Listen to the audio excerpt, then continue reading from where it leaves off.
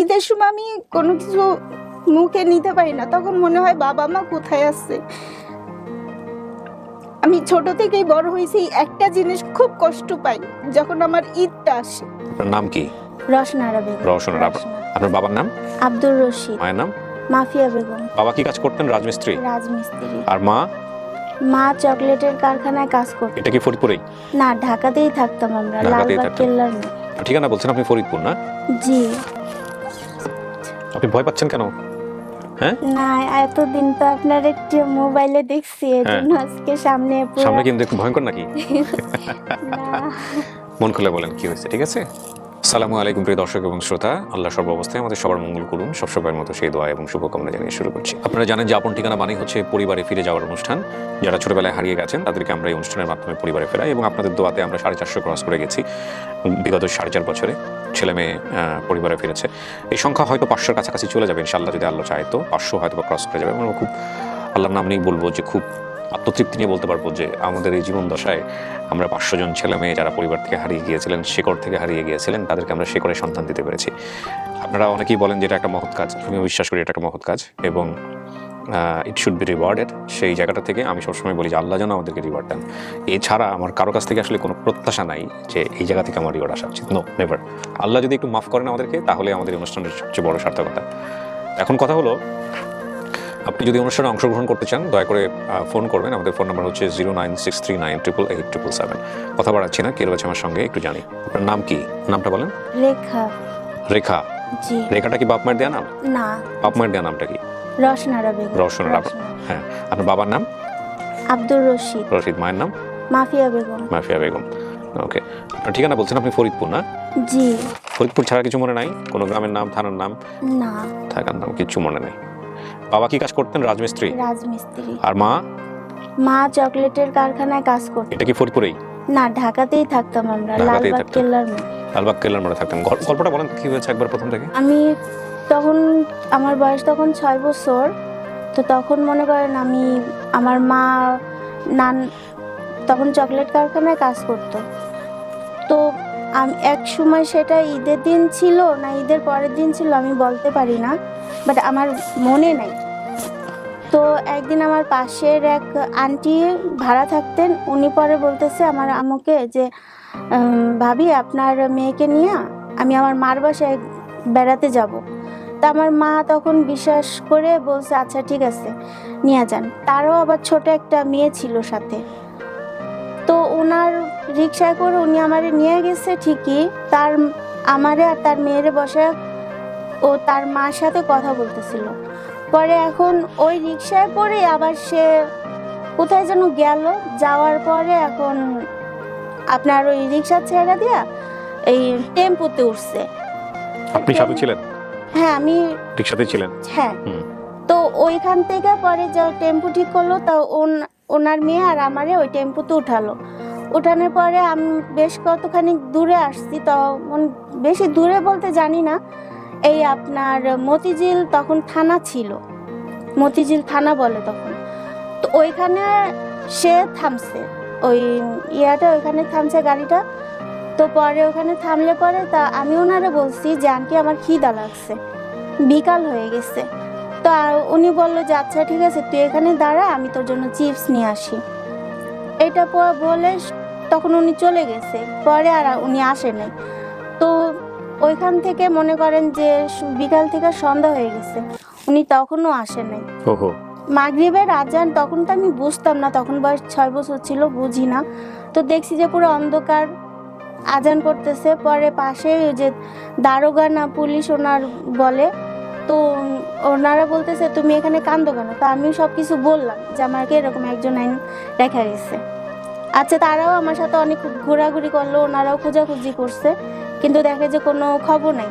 তখন এশারের আজান দিয়ে দিছে। পরে ওনারা আমারে থানায় নিয়ে গেছে।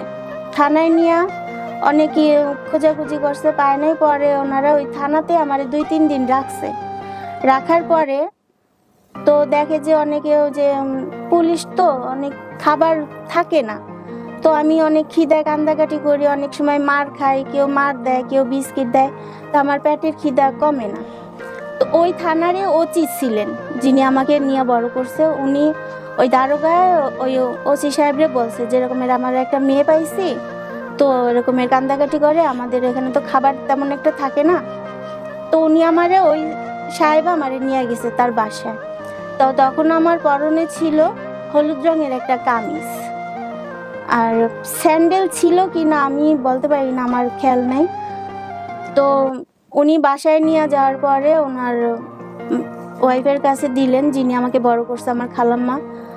তো ওনার কাছে দিছে, উনি যত্ন করে মানুষ করছে, ওই করছে এই আর কি, মায়ের ধরে বকা। তো যা কষ্টে বড় হয়েছি, আবার বলতে পারেন ভালো ছিলাম। মনে করেন একদিকে শাসনও করছে, আবার আরেকদিকে মেয়ের মতনও দেখছে। সব কিছু তো আর কি বলা যায় না, এটাই আর কি। তো ওনারাই পাইলা পুইলা বিয়ে দিছে, লেখাপড়া শিখি নাই, এটা আমি ইয়া করতে পারি না, লেখাপড়া শিখি নাই, কারণ কাজ কামের মাঝে আর ওইটা হয় নাই। নিজেকে থেকে শেখেন নাই নাকি ওনারা শেখায় নাই? না, ওনারা দুই একবার চেষ্টা করছে, কিন্তু যে যখন দেখছে যে আমি কাজ কামে ব্যস্ত হয়ে যাই, তখন আমার পড়ায় মন থাকে না, তখন ওনারা আমারে বাদ দিয়ে দিচ্ছে পড়া, যে পড়া লাগবে না, কাজ কাম করো, কাজ কাম করলে ভালো হবে। তো এখন মনে করেন যে ওই পড়া বাদ দিয়া কাজ কাম করছি, কাজ কাম করতে করতেই বড় হইলাম। এখন তারাই বিয়ে শাদী দিছে, স্বামী ভালো, সবাই ভালো, কিন্তু সব জায়গায় একটা জিনিস কি, আমি সব কিছুতে আমার বাবা মারে খুঁজে পাই না। ঈদ আসলে মনে করেন যে স্যার ঈদের সময় আমি কোনো কিছু মুখে নিতে পারি না, তখন মনে হয় বাবা মা কোথায় আছে। আমি ছোট থেকেই বড় হয়েছি, একটা জিনিস খুব কষ্ট পাই যখন আমার ঈদটা আসে। ঈদের সময় আমি তাদেরকে খুব মিস করি, যে তারা ভালো খাইতেছে না ভালো পড়তেছে, এখানে খুব কষ্ট লাগে আমার। কিছু কিছু অপরাধ, কিছু কিছু ভুলের শাস্তি সারা জীবন ধরে আমাদের পেতে হয়, যে ভুলটা হয়তো আমরা করিনি, যে অপরাধটা আমরা করিনি। এবং এটার জন্যে সমাজ বা রাষ্ট্র কখনোই আপনাকে কম্পেনসেট করতে পারবে না, একমাত্র আল্লাহ ছাড়া। ধর্মের সার্থকতা এখানেই। আমি অনেকদিন আগে ডক্টর জাকির নায়কের একটা বক্তব্য শুনেছিলাম যে একজন মানুষ একটা খুন করেছে, তার যে শাস্তি হবে, 100টা খুন করেছে তার একই শাস্তি হবে, ফাঁসি হবে, এর চেয়ে বেশি কিছু তো হবে না।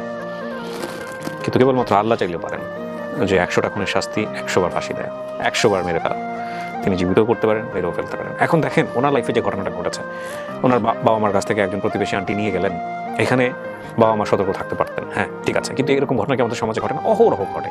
যে আন্টিতে এই ঘটনা ঘটিয়েছেন, তিনি হয়তোবা ইচ্ছা করে করেননি, উনি হয়তোবা ওনাকে রেখে যেখানে গেছেন ওখানে হয়তো একটা অ্যাক্সিডেন্ট ঘটে গেছে, হতে পারে, আমি গেস করছি, তারও হয়তো আর কোনো কিছু করার ছিল না। তো আপনি সমস্ত কিছু যদি এইভাবে মেলান, কাউকে আপনি অপরাধী করতে পারবেন না, কিন্তু ওনার জীবনে এত বড় একটা পেনাল্টি হয়ে গেছে। তো আপনি এটার জন্য কমিউনিটি, সমাজ, যে সমাজে আমরা বসবাস করি বা রাষ্ট্রের কাছ থেকে কম্পেনসেট আদায় করতে পারবেন? সবচেয়ে বড় কথা হচ্ছে আপনার জীবন থেকে যে সময়টা চলে যায়, সেই সময়টাকে আপনি ফিরিয়ে দিতে পারবেন? ধরেন আমি একটা ছোট্ট একটা এক্সাম্পল দিই। আপনি গাড়ি নিয়ে মুভ করছেন, পাশাপাশি আরেকটা গাড়ি বা আরেকটা রিক্সা এসে আপনার গাড়ির সাথে লাগিয়ে দিয়েছে, ঠিক আছে? আপনি রাস্তার মধ্যে থেমে চিল্লাচিল্লি শুরু করলেন, এবং অনেকক্ষণ ধরে আপনি চিল্লাচিল্লি করার পরে আপনার অপর সাইড থেকে যে আপনার গাড়িটাকে অ্যাক্সিডেন্ট করেছে তার কাছ থেকে হয়তো ক্ষতিপূরণ আদায় করলেন।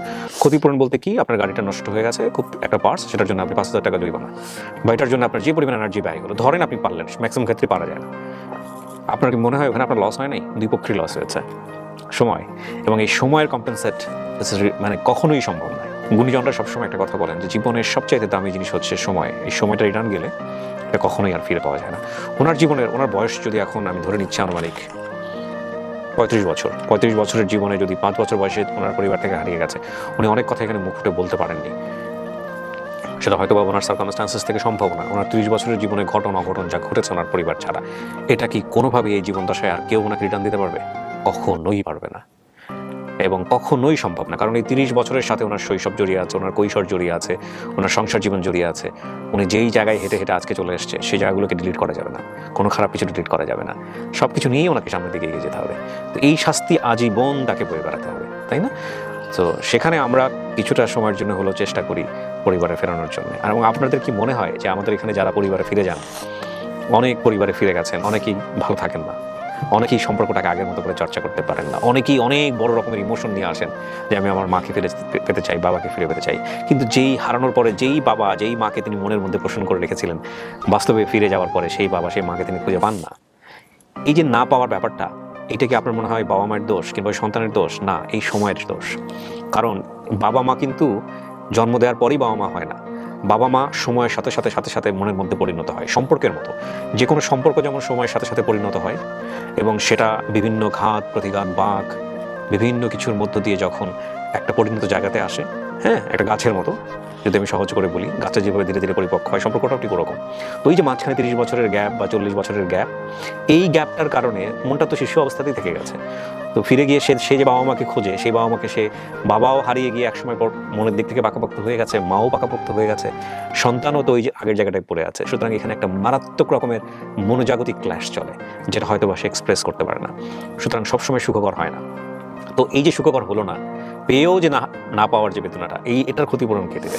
তো আসলে অনেক কমপ্লেক্স জায়গাগুলো। আমরা আসলে এই যে 15-20 মিনিট বা 40 মিনিট বা 1 ঘন্টার আপডেট ভিডিও করি আপনাদের জন্য বা সবকিছু মিলিয়ে, আপনি শুধু দেখলেন বা ঠিক আছে আপনি পেলেন, এর পেছনের যে কনসিকুয়েন্সেসগুলো আপনি যদি ডিপলি চিন্তা করেন, যে ফ্যামিলি থেকে হারিয়ে গেছে একটা বাচ্চা, তারপরে তার মনোজাগতিক ঘটনাগুলো কি ঘটলো এবং একই সাথে যে ফিরে যাওয়ার পরে যে অ্যাডজাস্টেবল ব্যাপারটা, সেটাও কি সিনেমাটিক থাকে মানুষের জীবনে? এটা নিয়ে বিস্তর গবেষণা করা যেতে পারে। যাই হোক, আমরা আসলে খুব বেশি চিন্তা করলে আগাইতে পারবো না, এই জন্য খুব বেশি চিন্তা করার কথাও না করা হয়েছে। যাই হোক, আমাদের চেষ্টা করতে হবে, এই হচ্ছে মূল কথা। এবং